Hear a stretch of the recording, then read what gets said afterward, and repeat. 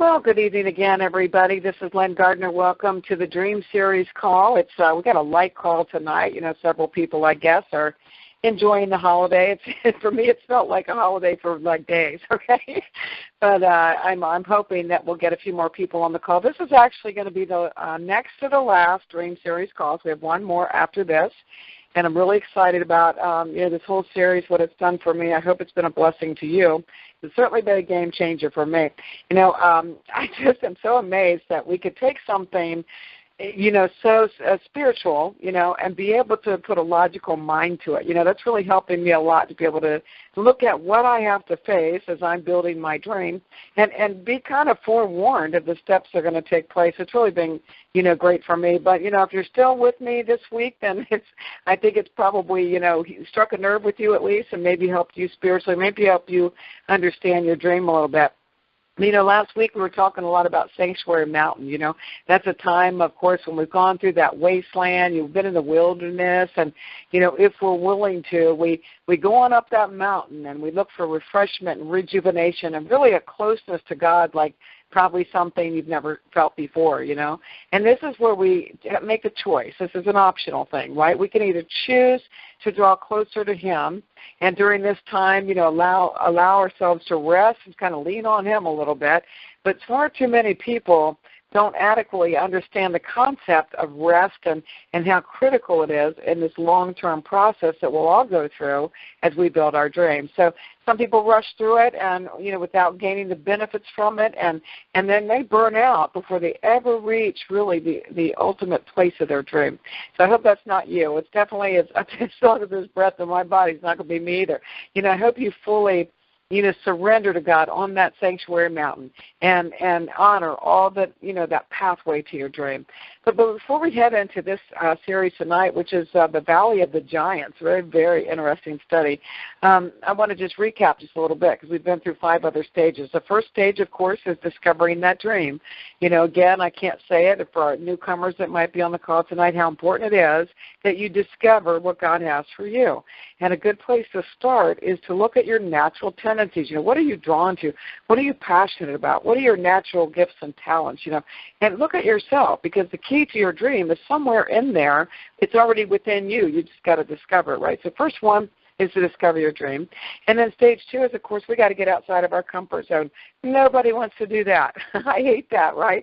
But we've got to make ourselves step out of that comfort zone that we've been in for so long, because the dream is bigger than anything we've ever done before. The dream maker planted the seed, so it's going to be bigger than you, and it cannot be accomplished unless you're willing to step out of your comfort zone. So it's not an easy thing, but that was stage 2.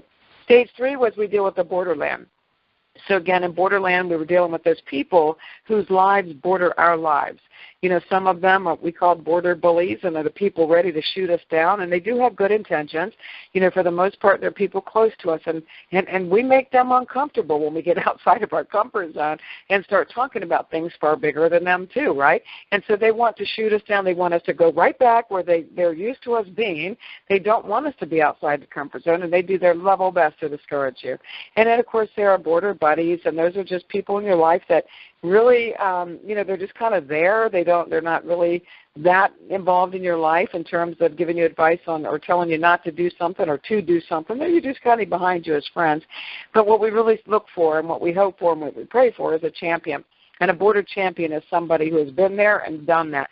Whether it's the line of work that you're pursuing, or it's, spiritually that you're on a journey, working toward, whatever it is, we strive for that border champion that can hold our hand and kick our tails and get us to where we need to go. And then stage 4 is the wilderness. So we kind of think, wow, I've got my dream, and I'm outside my comfort zone, and I've dealt with all these people on the border of my life, and you don't expect that you're going to hit the wilderness.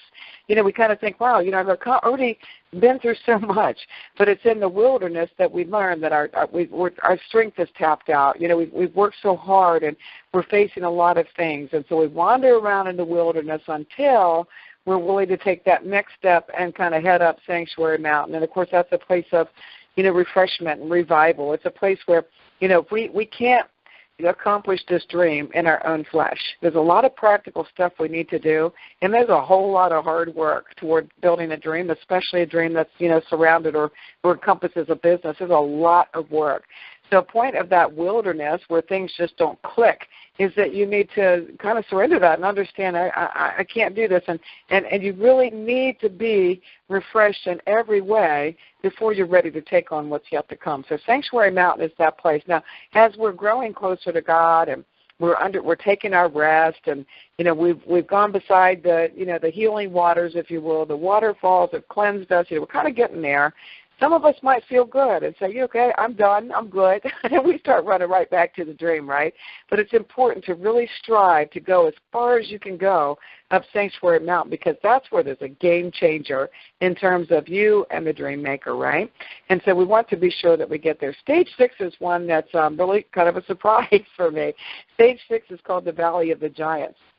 And Bruce Wilkinson describes it as it's like a long, dark valley between two mountain ranges. In other words, you're kind of, hammered in or stuck in. You're in between these two mountains, and there's a lot of turbulence that goes on around it, a lot of giants that we have to face. We need to get to the top, to the promised land, if you will, to build the dream. But these are things that we must fight through. And in other words, it's kind of a test of sorts, we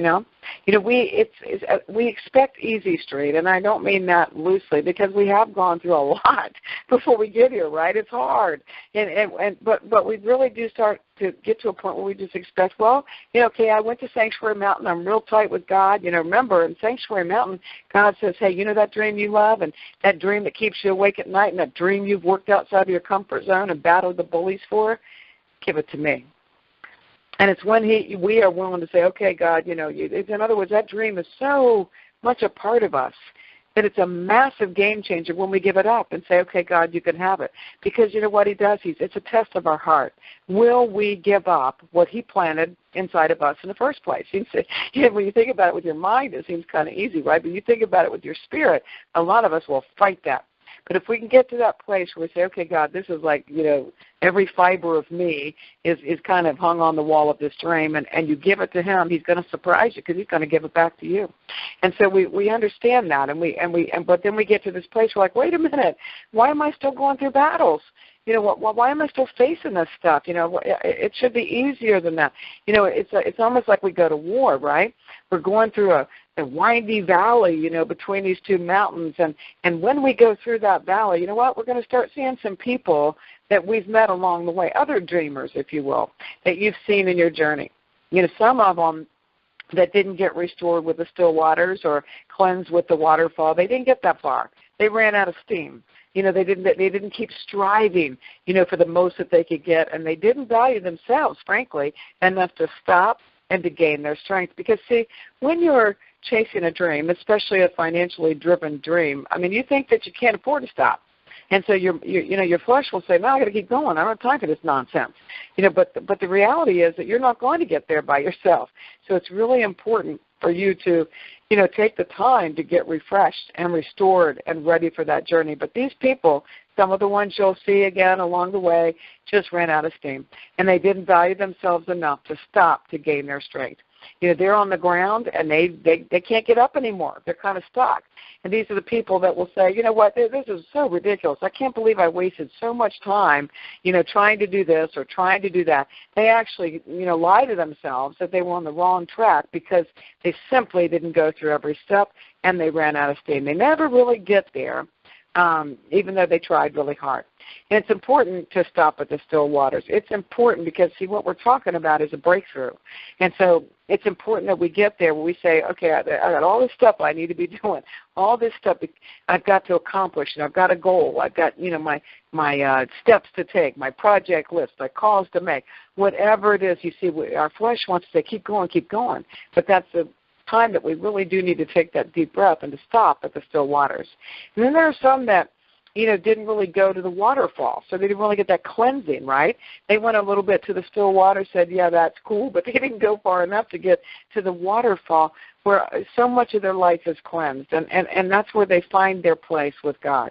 And those people have mixed feelings, see?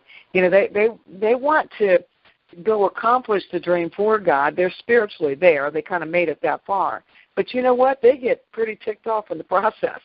And they don't understand, why has it got to be so hard? You know, they kind of get mad at God a little bit. And they quit because they have no peace. They have no peace about the process because they didn't go far enough to understand that the one who planted seed owns that dream, right? And so they didn't get that far. They can't focus on what's ahead, those giants, in other words. It just gets too hard. They're worn out. They didn't get that far. They get angry. They quit. And then there are some that you met that actually came down from Sanctuary Mountain. You and I have seen them. If you're on this call and we're in the same business, you've seen people who have come down from Sanctuary Mountain, and you can see it all over them. You know, they weren't about to give up their dream to anybody. Nothing. They were unstoppable. They went outside their comfort zone. They fought off all the bullies. They went through the wasteland. They did it all, right? They weren't about to give up their dream to anybody. And when they hit the first giant or two, they didn't get defeated, you know, because they know that those battles, those giants, are not theirs alone to fight. See, that's the importance of getting to the cleansing water. And then you run into some who, you know, who have been there, and they come down for the Sanctuary Mountain, and you just see total peace. You know, I often refer to Romy in our business, Romy Verdera, and he's just like the most humble guy, the most unassuming guy. Well, this is where he is. If you've ever met him, that's what you're seeing here. He understands he's not fighting this. He's not building this. He's doing his part. But he's gotten to that place where he understands that the one who planted the seed is the one who's driving the ball. And he has peace about it. You know, these people know that they're not alone. There's not a doubt in their mind. They never feel like they're fighting it alone. They're walking it alone. They're dreaming alone. They know they're not alone. They have peace and they have strength for the journey. And you know what? That's where we all need to get, right? The dream giver is going to provide everything that we need, but we've got to get to that place where we understand that this is a joint effort. We're in partnership for this dream. It ain't your dream, okay? You're just the vessel that's going to facilitate the dream. You know, but heaven itself comes to the aid of the dreamer who goes with God in spite of God. So you really, again, it's kind of getting to a place with our humanity that we understand that, you know, we're not going against God and we're not carrying this by ourselves. It's heaven itself will come to the aid of the dreamer who goes with God. So it's in that place, you know, through this whole journey that really we become grateful. Very grateful. It's in that place where you'll hear people say, I don't really want to repeat it, but I'm real glad I went through the process. You know, we get grateful because we see it's all been a learning thing.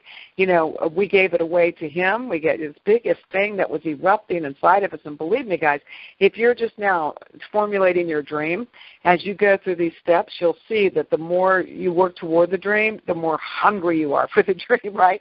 It's within you. It's burning, right? And but we understand that it's not our dream, right? We get to that place where we give it to him. And when he sees that we trust him, that we said, this is the biggest thing burning within me. I've worked so hard for it, but okay, God, you asked me for it. Here it is. And when we show that sign of trust, he gives the dream back. But guess what happens? We're still going to do battle. So it seems so crazy, and it's really helped me a lot to, you know, again, take a kind of a logical look at this, because you can go through these processes wherever you are in the process, and as you're battling, you just want to quit. All of us want to quit from time to time, right? But when we get to this place where we've given the dream to him and he's given it right back, and we are so supercharged and excited because we've made it that far, we don't anticipate that we're going to hit battles, but we are going to battle. And when we call out to him for help, when we're in the battle, we're going to get it. And when we ask him for wisdom, we're going to get it. You see, everything that we need to face the battles, or in this case the giants, he calls them, right? Everything that we need we have because of who our partner is. So doesn't it make sense to make it easier instead of harder, to give it up and understand that we're in joint partnership? So who will you fight? You know, well, there's a lot of things that we fight, you know, all kinds of giants that we fight. Who are those giants? What are they? Well, it could be a number of things. You know, it could be that you go up against, if you were in corporate America, for instance, or if you're in a nonprofit world, you might go against the government authorities and fighting your way through processes. I know that the church I attend, I'm not kidding, I don't know how many years it was, but I think it was like 8 or 9 years they fought for the zoning to be able to build a new building. You know, that's one of those giants we're talking about, right? They fought through it. It might be a government authority like that, you know. It might be, you know, your finances. Boy, that's one that you'll see, especially in our world. You know, a lot of people, you know, face that with finances. Listen, just because you're taking the steps toward your dream, just because you're working your tail off, just because you're going that far doesn't mean that, you know, gold's just going to fall out of the sky. But it could be a test, right? You could be that you lack finances, but that's no reason to quit.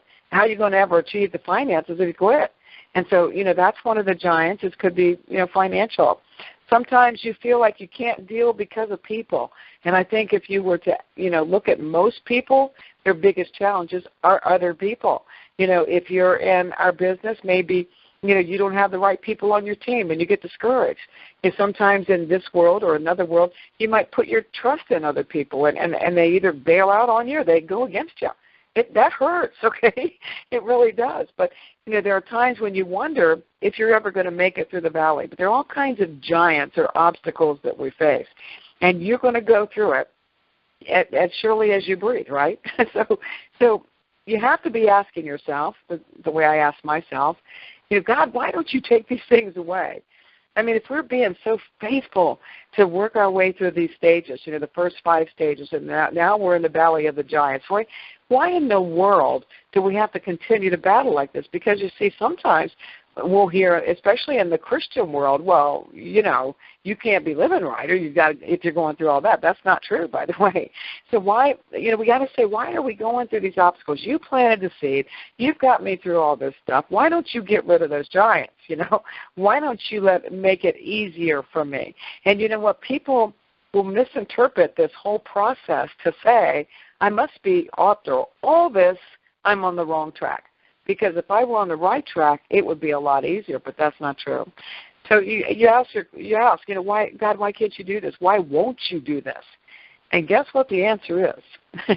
The answer is that those giants or those obstacles, whatever they are, as you're, you know, going through this journey, as you're definitely in dream accomplishment mode, okay? But you're still going to face the giants. And the answer is that the giants or the obstacle, they're all a gift from Him. So, you know, they are for our good and not for our harm. And you might be ready to hang up when you hear that. You think, well, I don't know about this God thing. You know, how come if He's so great and He's my partner and He wants what's best for me and He loves me, why in the world would He put things in my way, major giants, major obstacles, and then call them gifts, you know? But how could you possibly say that adversity is going to be good for me and not to harm me? You might be wondering all these things. You know, why would the dream giver put you through that? Why would He think that the giants are a gift? Well, the giants are so hard and so painful to overcome, and they are for all of us. And by the way, there's going to be the same giants or the same obstacles, and 5 or 6 of them out there, that all of us inevitably are going to face. Okay, you may not face all of them collectively, but all of us are going to face 1 or 2 or 3 of those obstacles, right? They're all the same for all of us. And they're so hard and so painful to overcome. We don't like them, and we want them to go away. You know, sometimes I tease and say, what I do for a boring day, right? We don't want them there. We want life to be easier. And God sees the giants, though, as a platform. You know, because the size and the difficulty and really the chance of you overcoming in your own flesh 1 or more of these giants is like off the charts. So it's when you are faced with these things, these huge things in your life, is when you're going to call out to Him and He's going to intervene. So it's when our back is against the wall. And if we understand that God allows the giants for a platform, then when we face them, we'll automatically call out, and guess what? He has an opportunity to answer supernaturally. See, if it's something small, if it's, well, I broke another fingernail today, or I got a flat tire, if it's something kind of small and average, the world may not look at your life and your dream and necessarily give credit to God. But when your back's against the wall and it looks like there's no hope, and you call out to God and He brings a supernatural answer, rest assured He will be glorified as your partner in this dream. So when He shows up in the most impossible circumstances and He brings forth those solutions in our natural world, He will get the glory. So, God says that if you call upon him as your partner, remember, you've gone through quite a process, a painful process to get here. But as your partner in the dream, as the one who planted the seed, he will intervene, and he will face the giants on your behalf. His name becomes great, in other words, right? And so, you know what? When we look at it that way, I mean, I've had a roller coaster ride, and I don't necessarily, like the idea of going through adversity. But when you look at it that way, when you're facing your business or your dream, whatever this is, however this is packaged out there for you, and you face that, and you understand that when the big stuff happens is when he gets to show up in a big way and his name becomes great, it makes you not run from all that anymore, right? It makes you really, at least for me, it makes me really want to repent of a lot of whining, right? When I stop and think, wow, if this had just kind of happened, maybe this effort with your work or whatever, if it came about naturally, or again, if it was something like breaking a nail or a flat tire, it's not as big a deal. But it does make me want to look at those big things, those big giants, the Goliaths in my life, and really repent because of how I viewed the giants, right? We need to see them as a gift, and we need to understand that they are a platform through which we can give him glory, and so that the world will see his power. So do you have boldness to ask for the biggest of the giants? That's kind of scary, isn't it?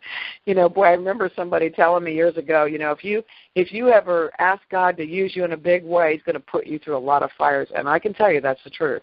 But do you have the boldness to ask for the biggest giants? When you think about it, you're not in this alone. If you've gone through these steps and you are where you are with him and you gave up your dream and he gave it back and you're walking hand in hand through the process, really doesn't take a whole lot of boldness, right? We just have to get the giants and beat them up, because there's no giant too big for him. There's no obstacle too big for him.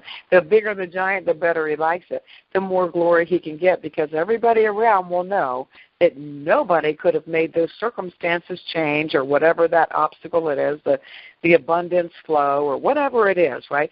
Nobody could have made that happen but God. So he likes to show up in big, wow ways. He is the God that turns the impossible into the possible. So doesn't it make sense that God wants the biggest glory in it all? Doesn't that kind of bring us full circle with these dreams, that he planted it and he wants it fulfilled? And he wants the biggest glory in the end. When the Goliath of your dream comes crashing down, when you're able to face that giant fearlessly, I think about little David often. We sometimes, of course, God intervened there. God purposed the whole thing, but David also was, I don't want to say outcast, but he was like the runt of the litter in his family, and he didn't get to do the big guy stuff. He was a shepherd boy out there, and he became a master at the slingshot. That wasn't just a fluke, okay? He had to defend the sheep in the fields, and that's the way he did it. But, wow, what an amazing moment that God could take basically a boy, a 12-year-old boy, and give him the belief and the strength, and that really comes down to David's belief in the dream. David knew God had a plan for him, and he wasn't afraid of any giant because he knew he wasn't battling it alone. And really, there's no difference for you and me in this journey. So does everybody have to fight through the valley of the giants, the sixth stage of our dreams? You betcha. I'd like to say no if you behave yourself, or no if you follow the dream right, or no if you work harder than I work, or whatever. I'd like to reassure you, but the bottom line is, when we get to this place with God, he loves to be glorified. And there's, when he gets us through that process, he knows beyond a shadow of a doubt. Remember, we gave up the dream. We said, God, okay, here's my dream, and he gave it back. He knows that we're not going to own that dream, we're not going to take the glory, and we're not going to get there alone, and that we know we are in partnership with him. So we're all going to face those giants. Most of them will be the same for all of us, but you know what? When you face those giants, whatever you do, don't get angry. Because you have to remember, again, that it's a platform. It's a way for you to bring glory to the one who planted your seed, and you are not fighting this alone. Thank God for the test of it all. It's the opportunity for you and me to stand on the platform and watch God perform in miraculous ways while the world can't resist, right? And so that's a way. How else? Can you imagine if you went through let's say the first 5 steps, and we didn't have to go down here and face these giants, and we came down and we just started working our dream, and many, for most of us on this call at least, it would be as we're building our business and things are just clicking and everything's wonderful. I mean, where does God get the glory? There's got to be a giant. There's got to be a Goliath coming along the way, for God to get the glory. The story of David and Goliath goes well beyond the Christian community. The whole flipping world knows about David and Goliath. We all know about David fighting the giant. So will you face your giant? Will you be fearless with your slingshot? Will you know that you're in partnership with the one who planted the seed of your dream in the first place? Will you go through all these steps? I can't tell you again how amazing it's been for me to be able to look out there and to see in a logical way. I can look at this, especially the last season of my life, and everything makes so much sense now because I understand what I'm going to go through. I've often been one in my life that it's like, tell me the bad news, okay, because I want to know. I want to know what to expect. If I can look out on the horizon and I know what's coming, I can deal with it. I don't like surprises. So this has been, you can imagine, so amazing for me because that's my nature, to want to know what's coming up, what am I going to have to go through, and I give thanks to God for the message here. So that's it for the Valley of the Giants for me today. And so we do have just a handful of people on this call. I am going to open it up and see if anybody has any comments, questions, or whatever. You can feel free. And I open. You've got, oops. Okay, now you're all unmuted. So if you guys, if there's anybody out there, if you're muted, it's on your end, not on the call end. So if there's anything that you'd like to add to or, comment on, I'd love to hear from you before we conclude the call, and I'll let you go enjoy your rest of your 4th of July. Anybody out there?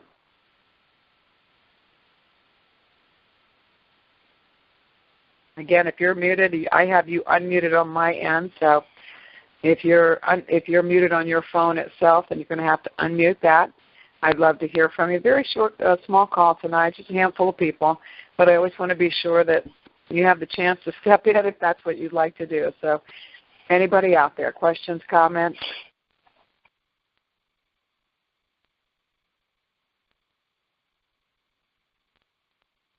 Okay, we've got a quiet bunch. Maybe you've muted out so you can hear the fireworks. But anyway, I wish you guys a great 4th of July. It is celebration of Independence Day, and we don't want to take away from the real meaning of that holiday, that's for sure. But I hope that this whole Dream Series has been liberating for you in some way, and that you can celebrate your independence. You don't have to be in bondage to broken dreams and turmoil and things that wreak havoc in lives. You don't have to be there. So I hope that you'll be able to take this message as we've led through it. And by the way, for if you have any newcomers on the call, each call is recorded and put up on YouTube, and so you can revisit the lessons and catch up or go back to, I've even gone back to some of them myself, so feel free to do that. So God bless you all. God bless the USA, and I'll see you next week for the very last Dream Series call. Take care. Bye-bye.